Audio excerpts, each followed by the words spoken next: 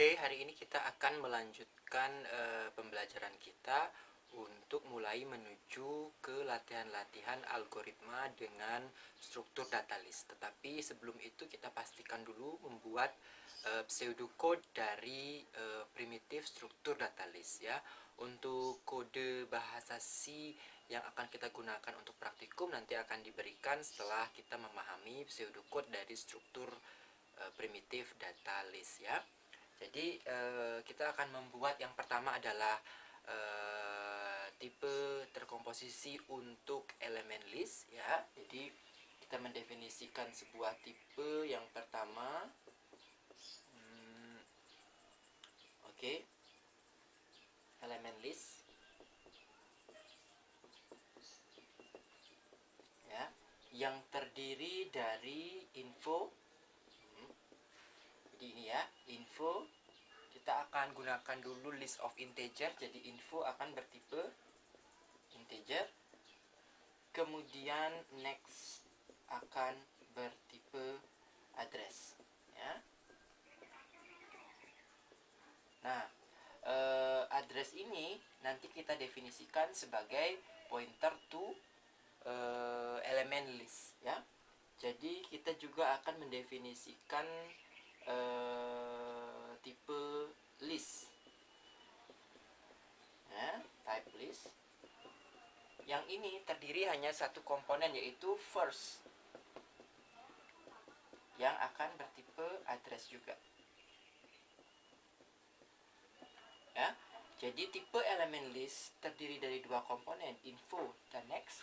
Sementara tipe list terdiri dari satu komponen, yaitu first. Nah, info bertipe integer jika akan membuat list of integer, sementara next dan first itu bertipe address, di mana kita akan mendefine juga bahwa address itu ya, adalah pointer to element list.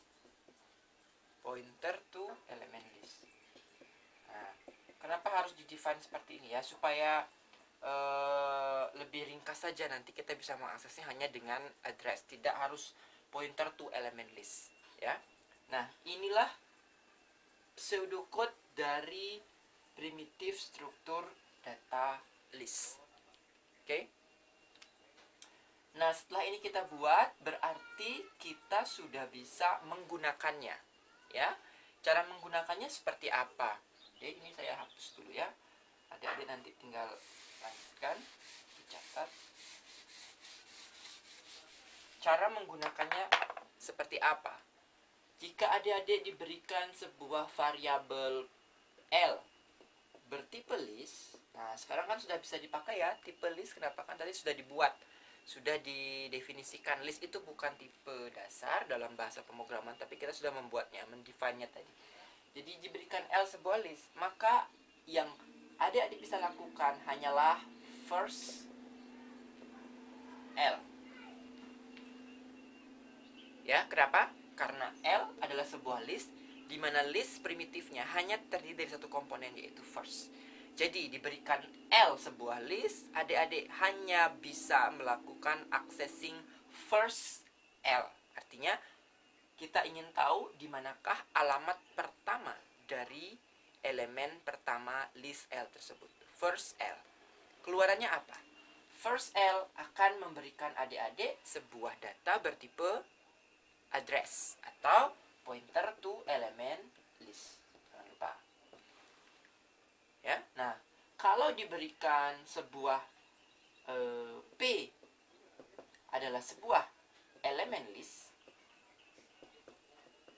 Oh, sorry. P jangan elemen list deh. P adalah sebuah address.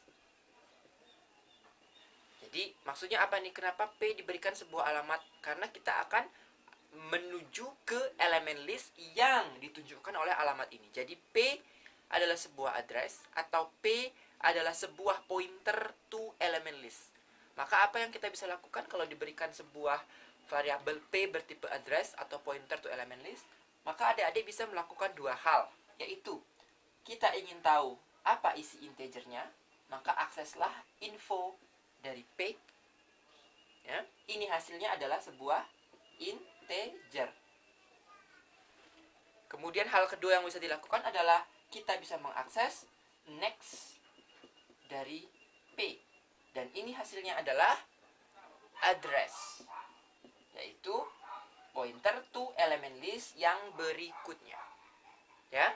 Jadi diberikan L sebuah list, adik-adik hanya bisa melakukan first L, hasilnya address. Diberikan P sebuah address, alamat sebuah elemen list, maka di alamat tersebut kita bisa mengakses info dari P, hasilnya integer, dan next dari P, hasilnya address atau pointer to element list yang berikutnya. Nah, itu cara penggunaannya. Sekarang saya akan berikan contoh supaya lebih paham hasil-hasil dari pengaksesan tersebut, ya. Misalkan ini gambar listnya. Saya akan membuat sebuah list yang gambar logiknya, visualnya seperti ini. Nah, ditutup di sini ya. Isinya 317. Kotak ini saya asumsikan ada di alamat nomor 8. Kotak ini ada di alamat nomor 2. Random ya. Kotak ini ada di alamat nomor 4. Itu artinya apa? Berarti alamat nomor 2 disimpan di sini. Alamat nomor 4 disimpan di sini. Nah, ini L. Oke. Ini first-nya ceritanya, L. Nah, sekarang pertanyaannya. Jika L adalah sebuah list ini, jika L adalah list yang digambarkan di atas, maka first L kalau diakses akan mendapatkan nilai apa? First L akan mendapatkan nilai address nomor 8. Ya, karena first L adalah address pertama dari elemen list L, yaitu kotak ini. Kotak ini tadi saya bilang terletak di alamat nomor 8. Berarti first L akan menghasilkan alamat address 8. Oke. Nah, sekarang kalau saya sudah berada di first L, jika P adalah sebuah address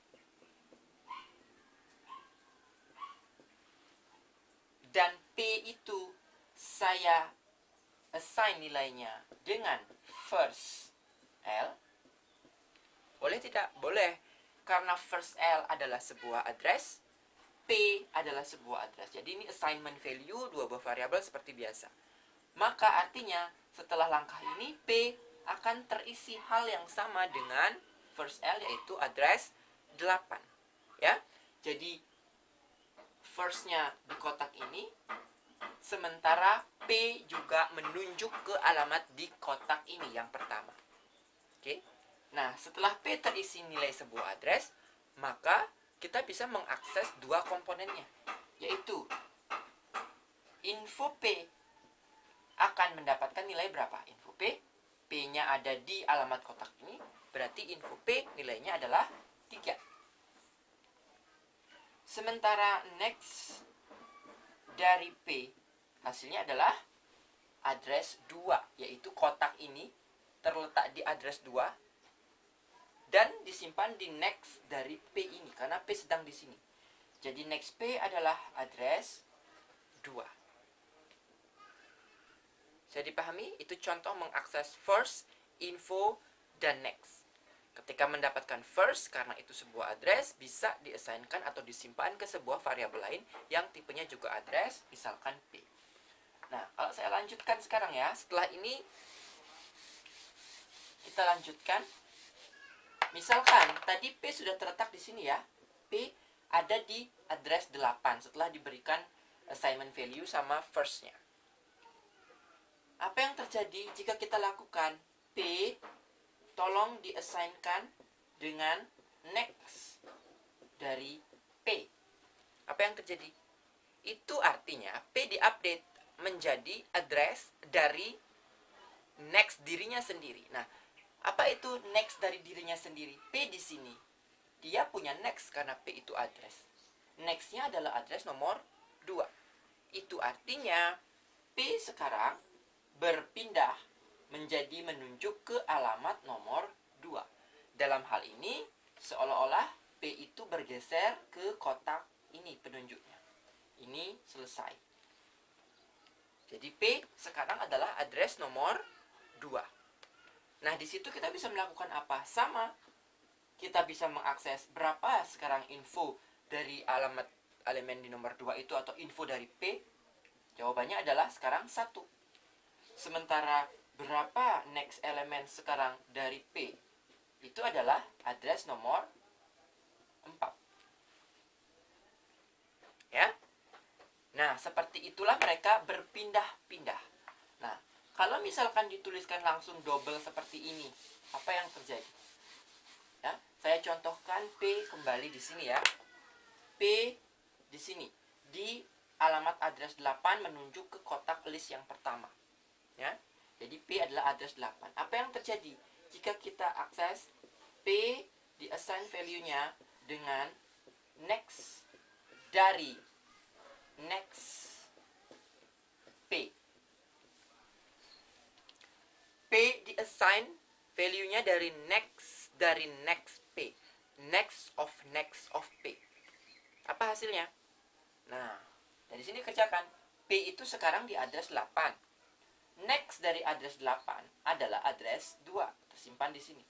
Jadi ini ya, P dulu di address 8. Next dari address 8 adalah address 2. Kemudian di address 2, kita cek lagi next dari address 2. Maka kita akan mendapatkan apa? Address 4. Sehingga next of P, sementara P-nya di address 8 adalah sekarang address nomor 4. Sehingga P langsung berpindah 2 kali sampai di address nomor 4. Oke, itu contoh mengakses 2 alamat selanjutnya, bukan 1 alamat selanjutnya. Nah, sekarang kalau mau mengakses 3 alamat selanjutnya, next P, benar. Tetapi jangan terus-terusan seperti itu. Kalau sudah panjang, kita nggak mungkin menuliskan next. Harus menggunakan algoritma looping. Nanti itu kita akan kerjakan. Sekarang kan masih contoh accessing aja ya, jadi cuma 3 elemen. Nah, selain daripada itu, kalau sekarang kita kembalikan, saya kembalikan P ke address nomor 1 ya. Di sini P. Apa yang terjadi kalau misalkan terdapat X integer?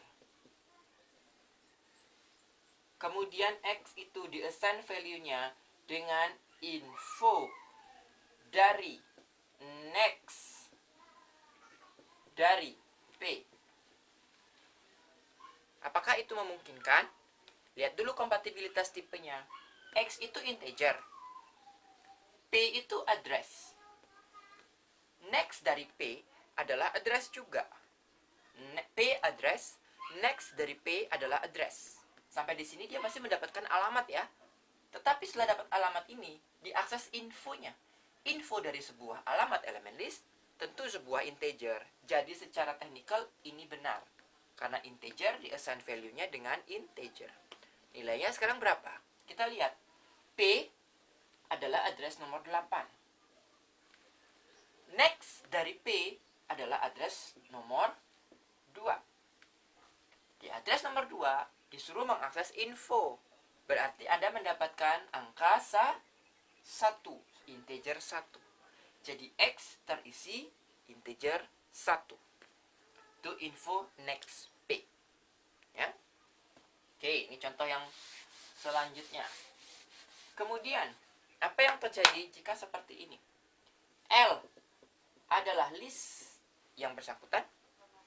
Kemudian X adalah integer. Kemudian di-assignkan value X adalah info dari first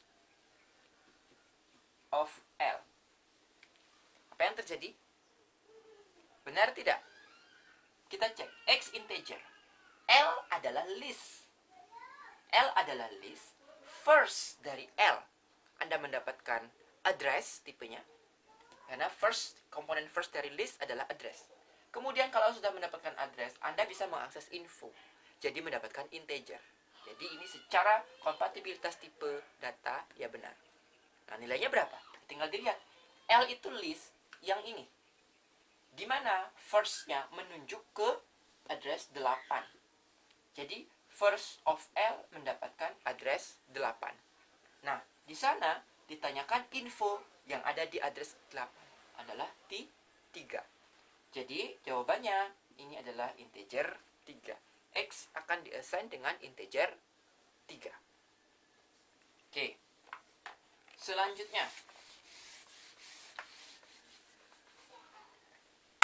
bolehkah kita melakukan diberikan L sebuah list, ya, P sebuah address. Bolehkah kita melakukan P tolong diisi dengan next dari L? Coba dilihat. L adalah sebuah list, P adalah sebuah address. Apakah L sebuah list? Mungkin kita lakukan accessing terhadap komponen next untuk bisa menghasilkan address, karena P mintanya address. Nah, ini tidak bisa, keliru. Kenapa?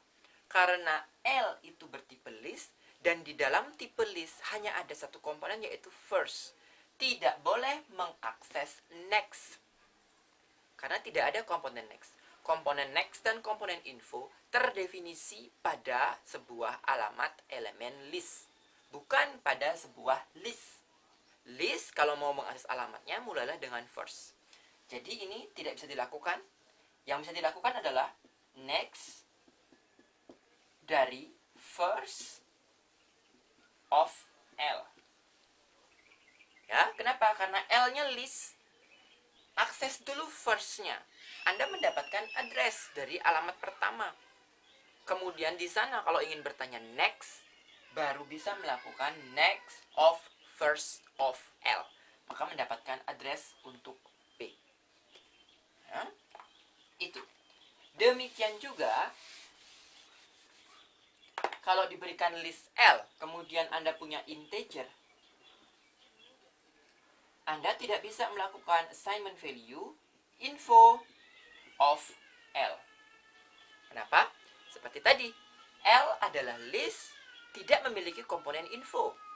L hanya memiliki komponen first yang menghasilkan address. Info hanya dikenali dari address elemen list, dari sebuah elemen list. Nah, sekarang bagaimana caranya mengakses dari elemen pertama ini? Anda yang bisa dilakukan adalah info dari first of L. L sebuah list, first of L adalah address 8, dan info dari address ke-8 adalah integer 3. Jadi X akan mendapatkan nilai 3 dengan benar. Nah, itu hanya untuk mengingatkan bahwa tipe list dengan tipe elemen list itu dua yang berbeda ya. Tipe list hanya mengandung satu komponen first kalau Anda mau mengaksesnya, sementara tipe elemen list mengandung info dan next. Kalau diberikan sebuah list ingin mendapatkan info dan next, maka Anda harus mengakses first-nya dulu. Kemudian untuk berpindahlah dari next of first dan selanjutnya. Baru bisa mendapatkan info dari seluruh elemennya. Ya. Nah, ini contoh-contoh yang harus diperhatikan kompatibilitas tipe data dari tipe bentukan yang sudah pernah kita buat. Oke? Nah, sekarang untuk bisa melakukan algoritma list, kita punya beberapa definisi penting. Ya, misalkan apa definisinya? Sebuah list itu masih kosong, karena sering digunakan. Apakah list yang diberikan masih kosong? Kalau digambarkan, list ini tidak kosong karena berisi elemen. Berisi satu pun list itu tidak kosong, artinya minimal berisi satu elemen. List yang kosong, misalkan ini ya, L yang kosong, adalah list yang hanya menunjuk ke elemen, ke alamat pertama langsung nil. Tidak ada kotak elemen list apapun. Nah, definisinya secara pseudocode bahwa kita akan membuat sebuah function untuk mengecek apakah list kita kosong atau tidak. Jadi, function is empty list. Function is empty list. Masukannya tentu sebuah list L. Ya. Outputnya boolean. Kenapa boolean? Karena kita ingin menjawab apakah dia kosong atau enggak. Is empty list L. Ya. Maka di dalamnya algoritmanya kita hanya mengecek apakah, jadi is empty list itu mendapatkan jawabannya dari apakah first L sama dengan nil. Ya, jadi kita mengecek apakah first dari L itu nil. Jika dia iya nil, berarti is empty list true. Artinya memang list itu kosong. Jika first L itu tidak sama dengan nil, minimal mengandung satu elemen, berarti first L-nya akan mendapatkan sebuah address ya, misalkan ini minimal address 8. Maka is empty list akan bernilai false. Jadi function ini akan mengecek apakah list kita masih kosong atau sudah tidak kosong. Ya. Nah, kalau misalkan is empty bernilai false, berarti kan tidak kosong. Apakah itu berarti list kita penuh? Tidak. Tidak ada definisi list itu penuh, ingat ya. Kenapa? Karena list itu tidak seperti array. Dari awal tidak didefinisikan kapasitasnya. Ya. Jadi satu-satunya cara tahu bahwa list itu penuh bukan listnya yang penuh, tetapi alokasi memorinya sudah tidak diizinkan, sehingga list elemennya tidak bisa bertambah lagi ketika melakukan alokasi. Ya, nah sekarang function alokasi yang kita harus buat. Function alokasi, ya. Kita udah tahu is empty list, kita tidak perlu membuat is full list. Kenapa? Karena tidak bisa didefinisikan is full list ya. Tapi yang kita buat adalah function alokasi untuk tahu bahwa apakah alokasinya masih berhasil atau tidak. Sebagai penanda bahwa kalau alokasinya berhasil berarti listnya masih boleh ditambahkan. Tetapi kalau alokasinya gagal berarti saat itu list tidak bisa ditambah lagi elemennya karena alokasi memori tidak diizinkan. Ya, jadi ini is empty list fungsi yang pertama. Sekarang kita mendefinisikan function yang berikutnya, yaitu function alokasi atau allocate, silahkan. Kalau mengalokasi berarti inputnya apa? Parameter inputnya. Inputnya adalah integer, karena ini adalah list of integer, berarti diberikan sebuah integer kita akan menaruhnya. Ya. Jadi x itu integer. Outputnya apa? Outputnya adalah sebuah alamat, jadi address atau pointer to element list, tempat di mana dia akan ditaruh nanti x integer yang datang ini. Jadi function alokasi menerima sebuah integer sebagai info dari elemen nanti jika alokasinya berhasil, dan outputnya adalah alamat di mana alokasi tersebut akan diletakkan.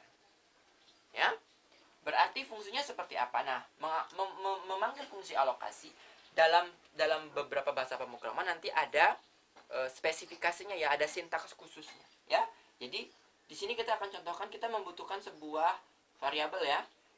Variabel penampungnya misalkan P adalah penampung alamat yang nanti berhasil. Ya. Maka P address. Kemudian algoritmanya seperti apa? Algoritmanya adalah kita akan melakukan alokasi.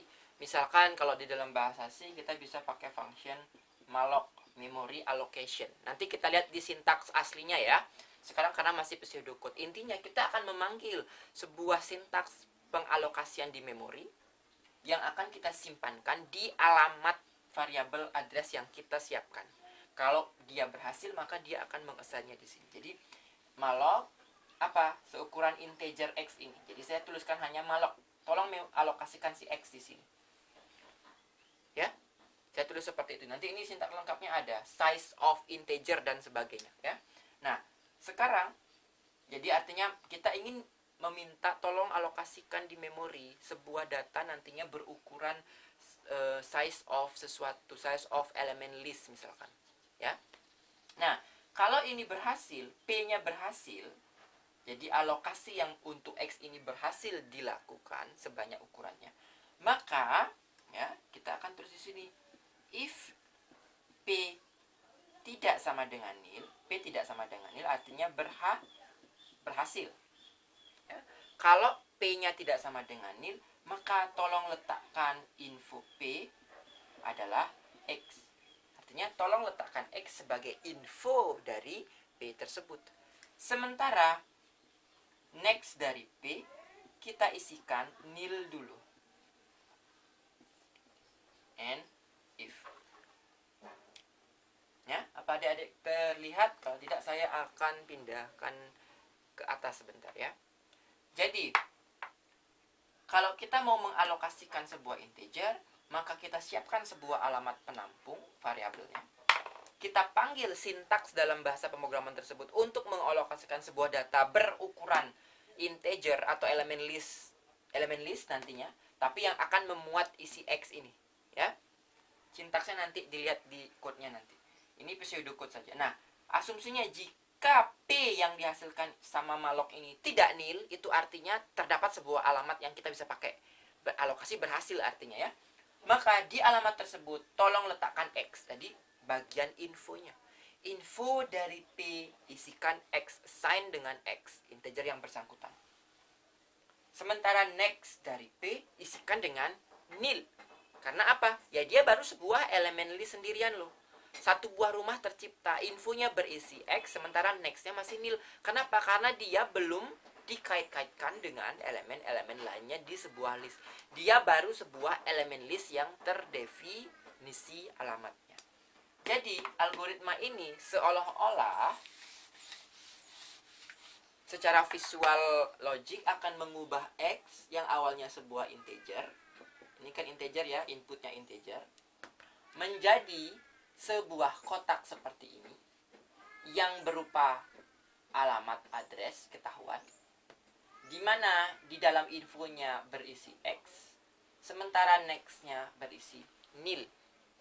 Ya, jadi algoritma function alokasi seolah-olah mengubah bentuk sebuah integer yang akan kita simpan menjadi sebuah rumah primitif struktur elemen list yang X-nya diletak di bagian info, sementara next-nya masih nil karena tidak menyangkut kemana-mana. Dan kotak ini kita tahu alamatnya address, yaitu P ini. Jadi P-nya akan menjadi output dari function alokasi. Sehingga ditambahkan di code bagian baris bawah ya, tolong ditambahkan alokasi.